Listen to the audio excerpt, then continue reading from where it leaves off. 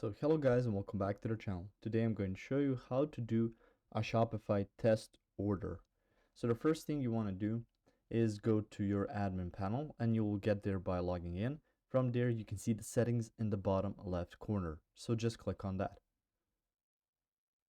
Through here you can see general, plan, billing, users, payments, checkout, customer accounts, as well as some other options like shipping and delivery, taxes, and so on. So on here you should go to payments. From there, you can choose a provider, you can see supported payment methods, and you can uh, test them out by going to choose a provider. And you can see here for testing for a bogus gateway, so you can click on that.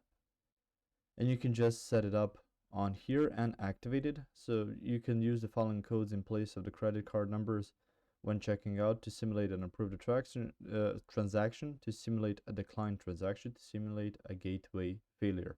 So this is just so you can create a fake order or a bogus order to simulate it. So it's just for testing. So you can see no transaction fees and you can just turn it on and click on activate.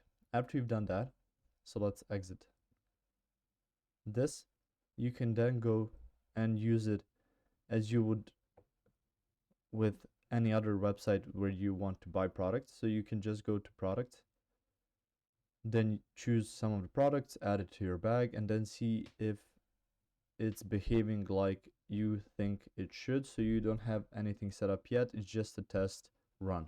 If you found this information helpful or useful, you can like the video, you can also share the video.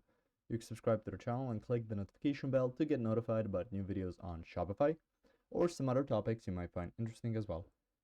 Thank you very much for watching this video, and as always, I'll see you in the next one. Goodbye.